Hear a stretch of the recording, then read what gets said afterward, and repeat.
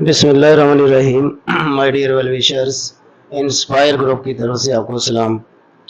इस वीडियो में मैं एक इंटरव्यू के साथ आपके सामने हाजिर हूँ और आपसे इंशाल्लाह बहुत सारी इंफॉर्मेटिव किस्म की बातें होंगी और शेयर होंगी।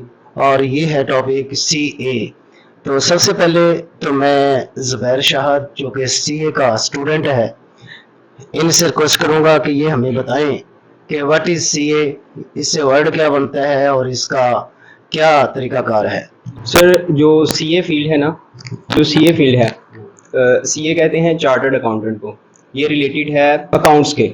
ये जो फर्म्स वगैरह होती हैं, फर्म्स में जो करने के लिए आते हैं ऑडिट और जितनी भी फील्ड हैं दूसरी टैक्स के रिलेटेड, ये सारी हैंडल करते हैं सीए, जो एक चार्टर्ड अकाउंटेंट होता है। इनकी यहाँ पे जॉब्स होती हैं, इनको हायर किया जाता है और ये वो सारा कुछ डील करते हैं, हैंडल करता अच्छा, है। इसका क्राइटेरिया क्या है जो एडमिशन कोई भी स्टूडेंट लेना चाहे? जी। पहली बात यह है कि किस स्टूडेंट को ये CA करना चाहिए।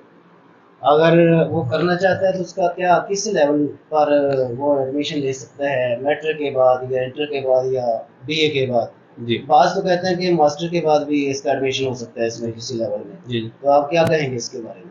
ये जो बेसिकली होता है, ये होता है इंटर के बाद। कुछ लोग होते हैं वो मास्टर्स करते हैं, तो वो मास्टर्स के बाद सीए में चले जाते हैं। जो इससे रिलेटेड फील्ड होती है ना मास्टर्स में, वो चूज़ करते हैं सबसे पहले, उसके बाद फिर सीए स्टार्ट कर देते हैं। ये सीन होता है। और उसका जो क्राइटेरिया स्टूडेंट्स के लिए वो है 50% मार्क्स होने चाहिए इंटरमीडिएट में। उसके बाद हर स्टूडेंट ज्वाइन कर सकता है। किसी ने FSC की हो, FA किया हो, ICS किया हो, वो आगे ज्वाइन कर सकता है सीए को।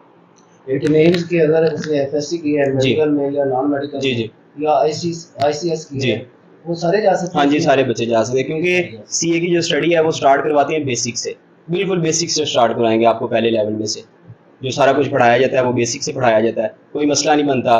जो भी स्टूडेंट हो, वो मेडिकल से हो, जिस भी फील्ड से हो, मसला क्रिएट नहीं होता। जी। तो क्या इसमें कोई एंट्री टेस्ट है, कोई एडमिशन हो?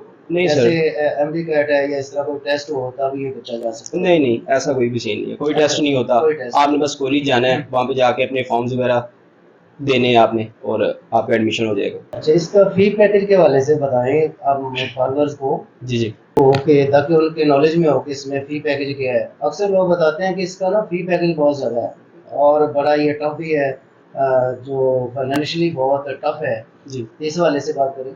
सर, फी लेवल तो इतना नहीं है, फी ठीक है, मॉडरेट फी है इसकी। देखो, और जो फी का सीन है इसका, जो है इसके पहले 5 पेपर्स, जो पहला लेवल है इसका उसको कहते हैं PRC। वो जो पहले 5 पेपर है, वहाँ पे पर पेपर जो हमने कॉलेज को फी देनी है वो है 10,000। तो वो 5 पेपर होते हैं, वो 50 बन जाती है। और जो हमने आई कैप को भेजनी होती है उसे कहते हैं रजिस्ट्रेशन फ़ी। वो आई कैप को हमने भेजनी होती है, वो बनती है 45,000 समथिंग। वो भेजनी होती है आई कैप को। मतलब कि जो पहला लेवल है वो हो जाता है 1,10,20 तक, इतने में हो जाता है पहला लेवल मुकम्मल। इसके लेवल कितने हैं? लेवल इसके 4 है।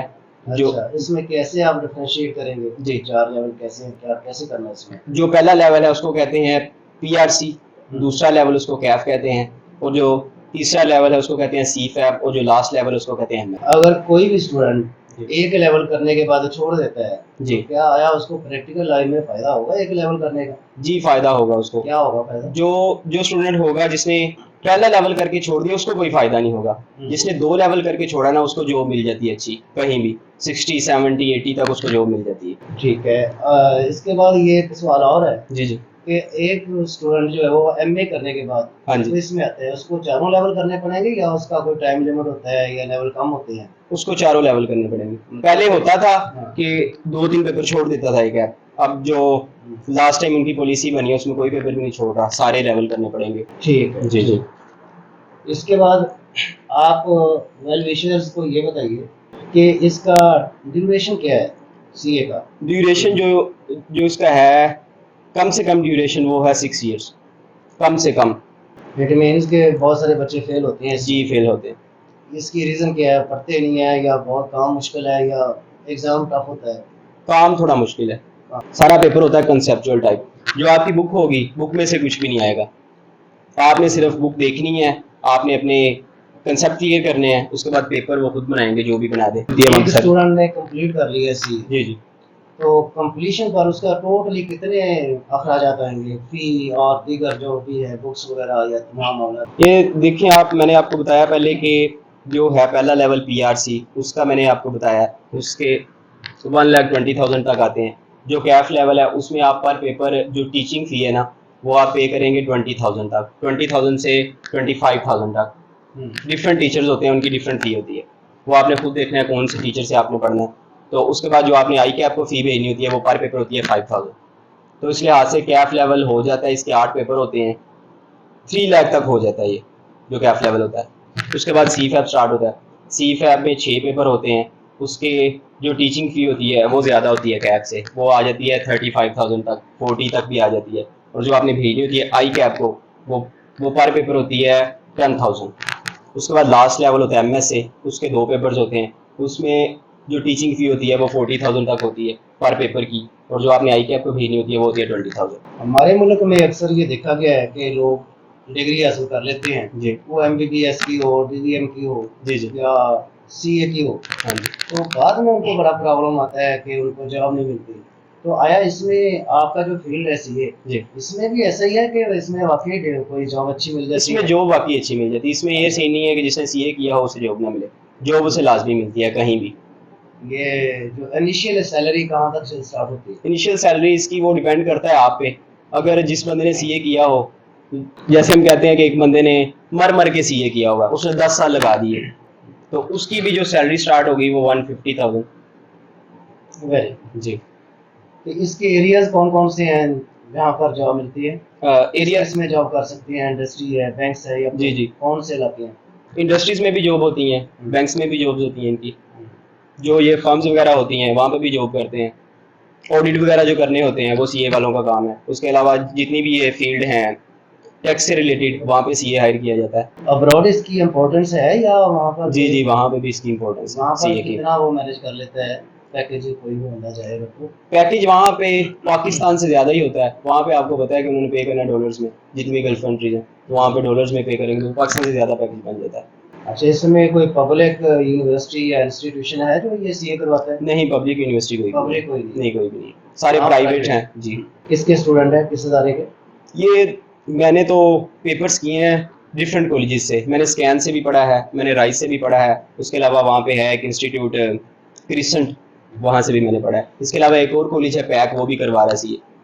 आप फॉलोअर्स को, वेल विशर्स को क्या क्या इंस्ट्रक्शन देंगे कि किस इदारे में आप सीए करें, तो उनको फीस के लिहाज से भी जी। फ़ायदा है और नॉलेज भी वो अच्छा डिलीवर करते हैं? जो है राइस स्कूल ऑफ अकाउंटेंसी, ये पीआरसी के लिए सबसे बेस्ट इंस्टीट्यूट है। ये लाहौर में है? जी लाहौर में है, और फी इनकी नॉर्मल है, इनके टीचर्स भी अच्छे हैं। उसके बाद कैफ लेवल के लिए आगे है ये क्रिसेंट और स्कैन्स, ये बेस्ट है। तो आखिरी मैसेज वेल विशर्स को आप क्या देंगे कि ये आपको आना चाहिए इधर, या बस ठीक है किसी और फील्ड में चले जाए?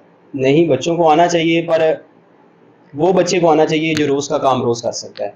इसमें ये बड़ी चीज़ मैटर करती है कि रोज़ का काम आपने रोज़ करना है, तो फिर एंड पे जाके बंदे के लिए डिफ़िकल्टीज़ नहीं पैदा होती। अगर आप छोड़ देंगे तो बड़ा काम ख़राब होगा। माय डियर वेल विशर्स, मेरे बहुत ही प्यारे दोस्त, बल्कि मेरे हेड थे जनाब चौधरी मोहम्मद अकरम शाह साहब, government higher secondary school Shergarh से, वो मेरे पास तशरीफ लाए, उनके ये दोनों बच्चे भी।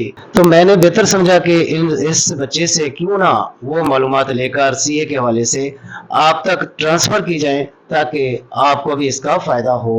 और इसने जो बातें मुंतकिल की हैं इस वीडियो में, तो उम्मीद है कि इससे तमाम दोस्तों को, बहन भाइयों को, सबको फ़ायदा भी होगा। और उनका ये कहना है कि उन स्टूडेंट्स को इधर आना चाहिए जिनमें ये रूटीन हो कि वो डेली का काम डेली करें, और वो अपनी स्किल बेस पर अपने आप को इम्प्रूव करना चाहते हों।